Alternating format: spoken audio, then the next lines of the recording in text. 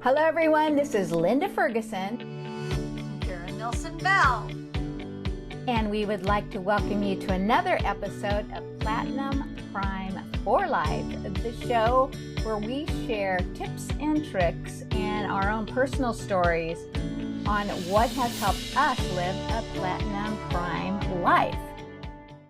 So for this episode, both Karen and I have lived a life with a lot of parts, a lot of moving parts. Then a lot of those moving parts have come forward with us into the now. And we're both looking over those things and deciding which things should remain on the journey and which things now need to be organized and dealt with. All right, is that a good description, Karen?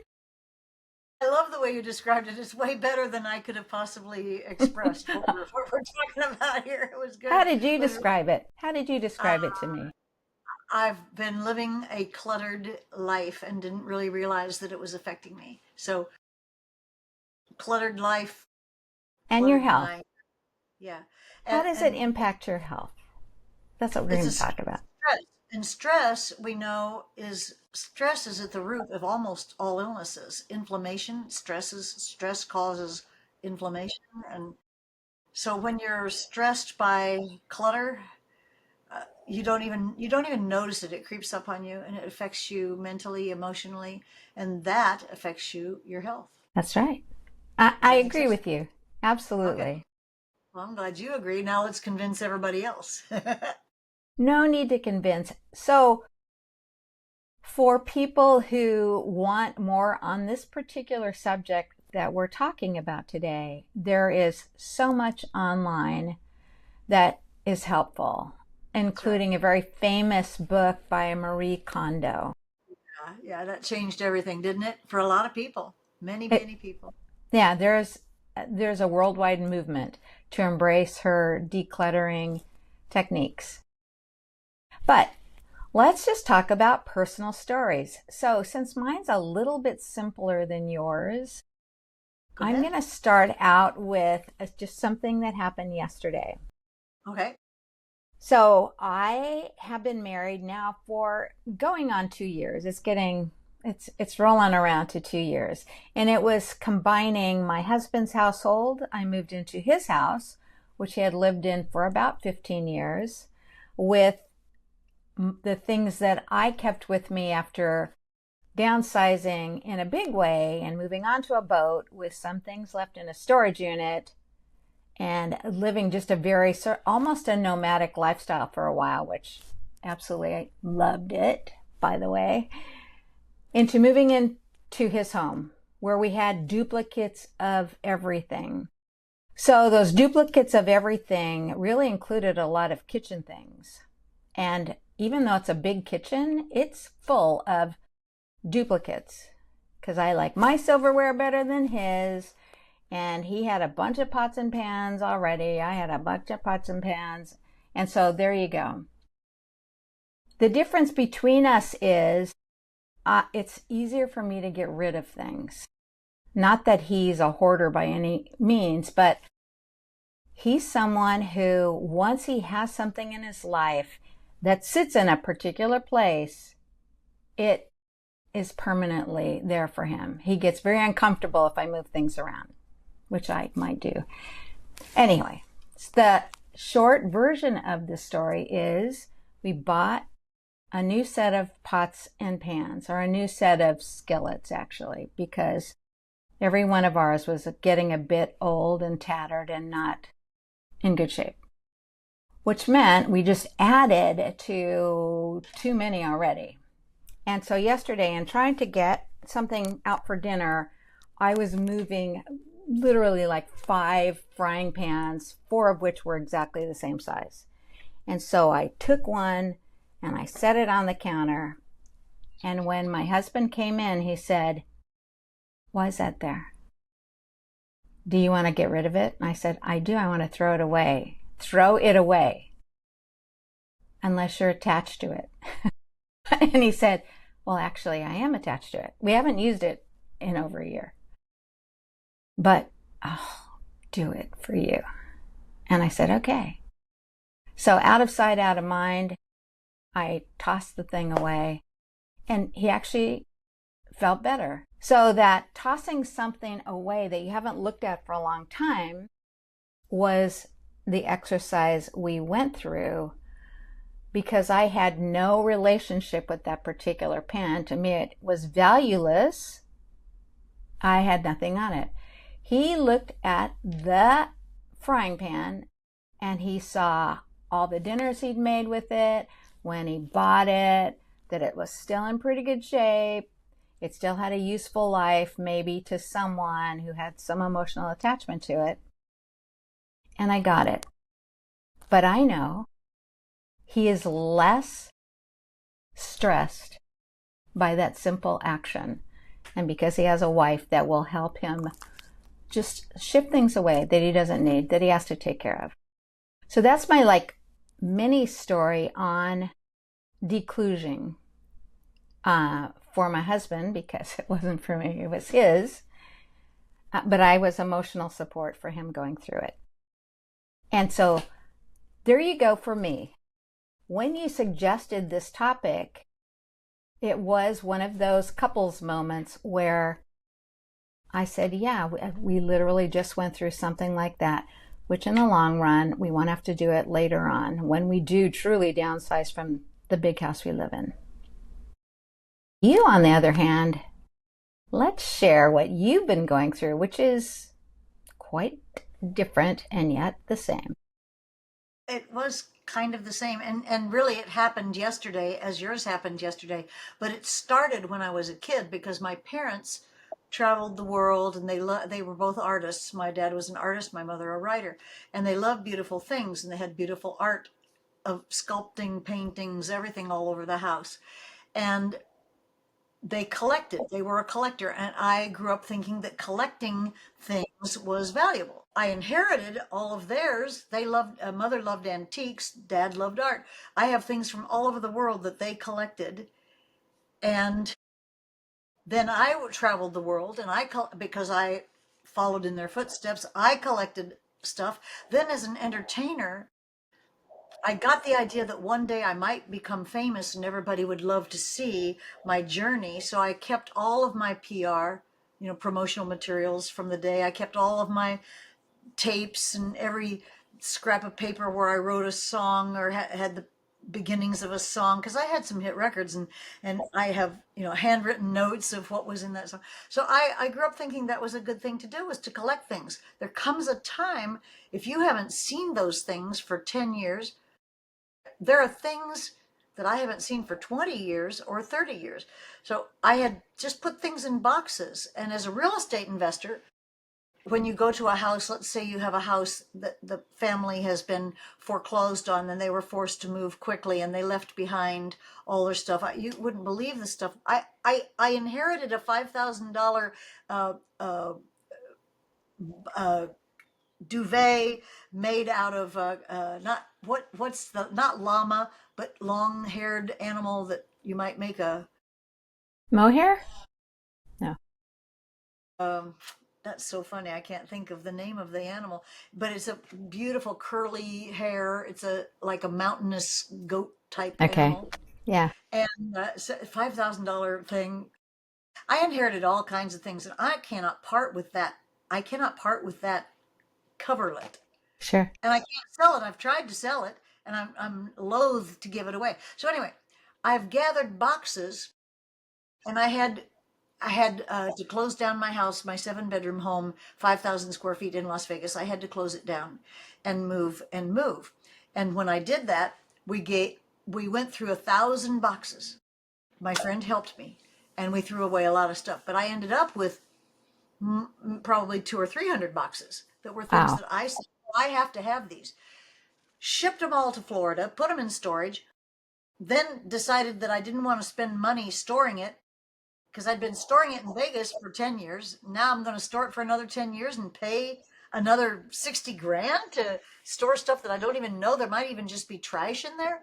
So I moved it all to my house, and I put it in a little room that I have that was a storage room, and I filled it to the ceiling with all these boxes. Probably, I'm going to guess at least 400 boxes. I didn't know what was in them, and I haven't known. Now comes floods. I had a flood from the air conditioner. I had a flood from an incorrect installation of a washer dryer unit. I had a flood from the ancient water pan underneath the shower. And then we had 2 hurricanes where I had flood intrusion. So I had 5 floods, and in each flood, I had to quick move the boxes wherever they were. I had to move them away from the flood. So now everything's kind of out and around. I've got boxes underneath my stairway up to the ceiling, like Harry Potter's room under the stairs. Well, mine was this tower of boxes, maybe 200 boxes in the Wow. beginning. Yeah, and my house began to look like a storage unit. In back in the day, I liked having a nice, orderly, beautiful home where it was comfortable and lovely, and it felt like a retreat when you went there. Now, when I was coming home, I felt like I was some kind of a strange hobo. And it embarrassed me. And I would have to explain to people as they would come into my house. I would explain about the flood, and they would say, "Well, I don't judge people." Well, you can't help but judge me. I look like I'm living in a I look like I'm living in a storage unit. This is not me. I had a miracle about a month ago. I had a physical miracle. I've been in pain for 35 years, chronic pain from scoliosis. And I had a miracle about 6 weeks ago where the pain lifted. I had something happen, and the pain is gone. And so now I can do things that I had to hire people to do. I can lift. I lifted 30, 40, 50 pound boxes, went through them by myself without anybody, because I always hired Gladys to come and say, throw that away, give that away, keep that. Do you really want to keep that? And that sort of thing. Now I can actually do it for myself because I'm pain free. So I can actually clean my own space. Wow. I don't have to hire somebody to do it. So I did that over the last 2 weeks. I've been going through these boxes little by little. I went through about, I would guess, at least 100 boxes. I got it down to about 20 boxes, and then I started giving everything away. I gave it away on Facebook Marketplace. You have no idea. I had no idea how much people love getting free stuff. They could go to the thrift shop and get it for $2, but getting it from me for free was the ultimate. And I was giving, Definitely, yeah. I was giving away real nice stuff. I had over 200 inquiries on this sale. It wasn't a sale, it was a giveaway. And in the middle of a thunderstorm last night, 4 people came and took almost everything. Wow. Yeah. And then this morning, the rest of it got gone. So in less than 24 hours, I my house went on a diet. My Wow. house lost weight. Because my house lost weight, I've lost weight. I don't mean pounds necessarily, but I've lost weight in terms of weight on my shoulders, because it's painful to come in and be constantly reminded that I'm disorganized, or that I'm a hobo, or that I'm a hoarder, or any of those things. Guess what? Your health is at least, I don't know the percentage, but I would think it's at least 50% mental. I don't Mm, know. I'm just going to say, okay, my health is 50% mental. Mind over matter. The body is matter, physical stuff. all right. Mind matter. Well, it just freed me up. I felt like I had lost. I did lose a pound. I'm not on a diet, but I lost a pound. I wonder if the pound was like my house pound, the house pound.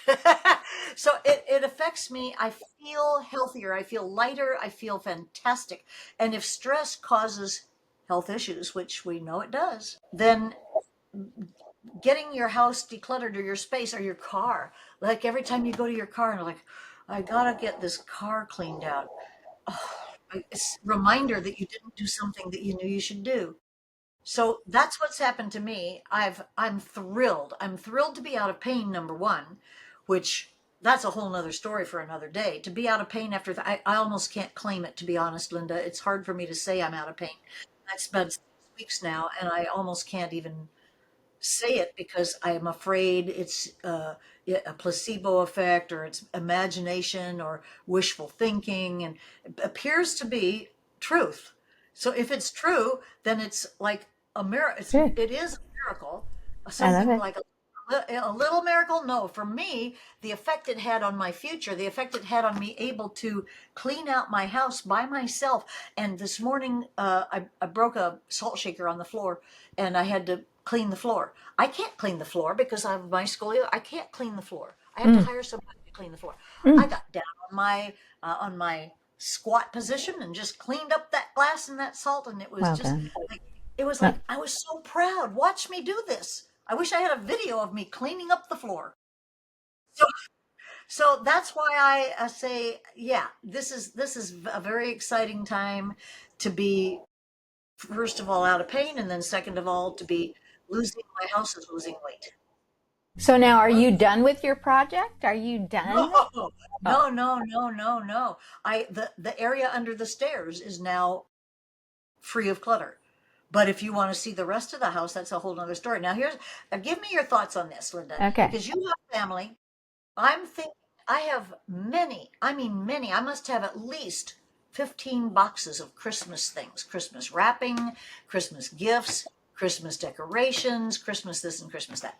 It takes about, I don't know, a week to 2 weeks to set up everything to make it be festive, Oh, mm-hmm. then another week to tear it down. And I do get enjoyment out of all of that. But I thought to myself, on the 4th of July, I donated blood. And I had made a commitment to donate blood on Christmas because it was a gift that you could give that didn't have any strings attached to it. And I thought, why am I keeping all these? I buy gifts in July. I see something I think somebody would like, I'll buy a gift in July. I've got I've got probably at least 50 gifts that I've never given to anybody. Little silly gifts, like a bubble wand, where you the a Sure. long wand that you blow on. It makes bubbles, big oblong bubbles. There you go. What? What am I? So I'm going to have another giveaway. I'm going to give away almost all of my Christmas stuff, so that when Christmas time comes, I set out a wreath on the door, a beautiful candle arrangement on the table, and maybe something else, but no tree, no nothing, no. And oh, there's a Japanese art of wrapping presents without using tape or string or ribbon or anything, and you take fabric. And you have you ever heard of that? Well, Uh, any, not necessarily. that's what I'm But going to what is learn. the I'm opinion going you to do want? You that. were going to ask me something. I'm waiting for that. What was it?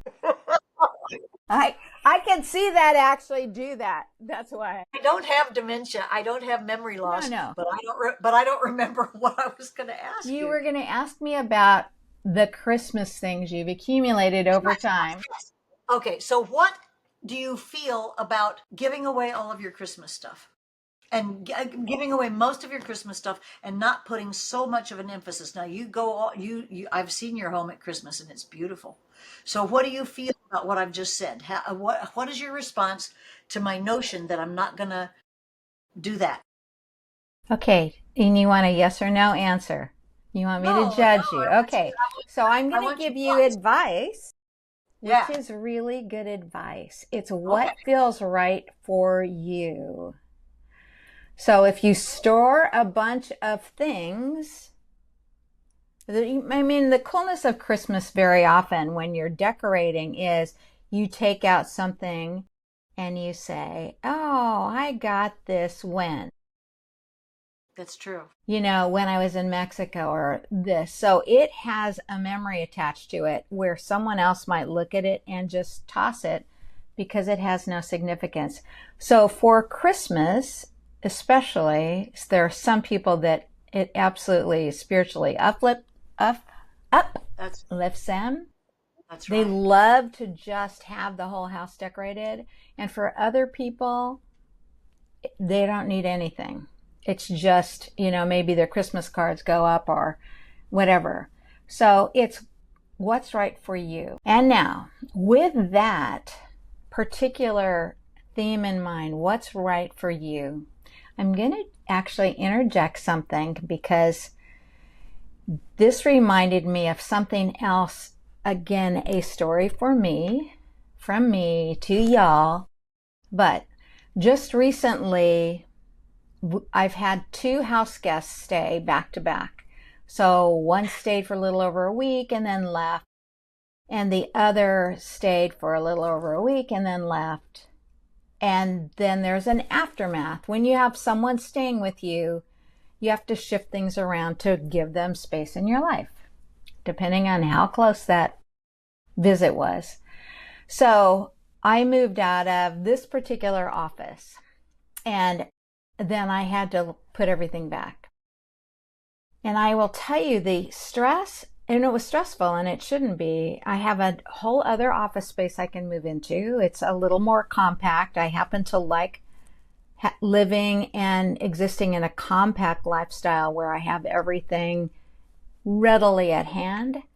So moving everything back into my office and organizing it just so, and having this thing, over here and this thing over here. And my sigh of relief was so long and held out because things felt right.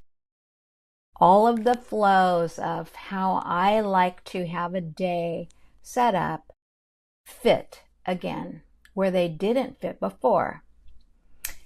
There is a term for that, and it's called Feng Shui, which Feng Shui has a bunch of rules attached with, where you can place things and where you can't because you're blocking flows. But in my life, what that means is everything is sitting just right for how I like it. And once that happens, and it could be like I have to just adjust something a little bit, and then it's just right. And when I experienced that, I realized I have much more ability to have attention on what I'm working on at the time because I'm not distracted by things not being in the right place. And probably my blood pressure goes down. I don't have blood pressure problems, but it's just, there's a calmness or a serenity that settles in for me. So I want to ask you, because you were describing how I felt, like I have all the things, I have all the stuff, but they're not where I want them, and I don't like how everything's organized around me. Are you now feeling that you're getting things settled to the way that you like it in your created home? That's beautiful, by the way. You have a beautiful home. Smaller than 5,000 square feet, but it is beautiful. The view is to die for, so that's why I like the house. But the answer is no, not yet, because Okay. there's still so much. We mentioned Marie Kondo. If nobody knows who that is, where have you been? But Marie Kondo is a Japanese organizational expert, and she talks about how to bring organization to your physical life. I don't think she really concentrates on feng shui, which, by the way, I used to be total feng shui, talking with practitioners and doing everything exactly the feng shui way. And I loved feng shui for some reason. I was drawn to it. You wouldn't know it by looking at my house right now. The feng shui here is mala, very bad feng shui. But her phrase was spark joy. And Yeah. so spark Of joy, tidying up. Of tidying up. tidying up and sparking joy. She said, keep the things that spark joy. You hold up something and you go, does this spark joy? And the answer is the underneath part of my stairway sparks joy, but the rest of the house does not spark joy That's a yet. start. The answer is no, but I'm getting there, and there's something about the journey is exciting to me because I can take the journey finally. Being in pain is a motivator to not do certain things. Now that that is not a barrier and a resistance, I can actually dive in. I notice I've got a ton of energy to go and do this project. I never wanted to. I said, I'm going to do a box a day. I made a commitment. I'm going to analyze a box a day, give it away, throw it away, keep it. Spark joy. No, get rid of it somehow. Um, but the commitment has made me happy. Just the fact that I made that commitment. And so instead of doing one box, once I got going, I would like, okay, I think I can do 2 boxes. And then some days I would do 5 boxes or 6 boxes. And it was like, this is kind of fun. The journey is now confrontable. I couldn't face up to it before. Mm.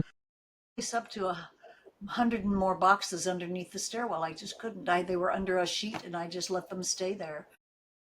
People would say, "Oh, it doesn't matter. It's fine. No problem." No, it wasn't fine. And does it affect your blood pressure? I don't. I also don't have high blood pressure, but I'm sure if you put a cuff on me, a blood pressure cuff, that it's better now than it was before I got Yeah. rid of the junk. I'm sure it affects my health, and I'm sure the journey is just going to be so fantastic. I do have a nice home that overlooks a waterway and a bridge over to the Gulf and past Clearwater Bay, and it's just really beautiful Gulf of view. Mexico. And really, Florida has the most stunning sunsets of any place I've ever been. And as I'm sitting here talking to you, I'm looking east, south, and west, and I can see the storms as they move in. I see them, which direction they're coming, and oh, the lightning displays are fantastic, you know. So I love this place. I kind of hope that it's my forever home. I really do. I'd like it to be my forever home. Okay. So I'll let you know when the journey is finally to that point where I can say, yeah, this is at least the downstairs. I don't have to do the upstairs yet, right? Everything's kind of like if I'm going to keep it and it belongs upstairs, it goes upstairs, and I'll confront that another day. Good. All right. Well, stormy weather is ahead for us Yeah, it is today. for sure. Yeah. And so hopefully we're going to title this A Box a Day to Improve Your Health.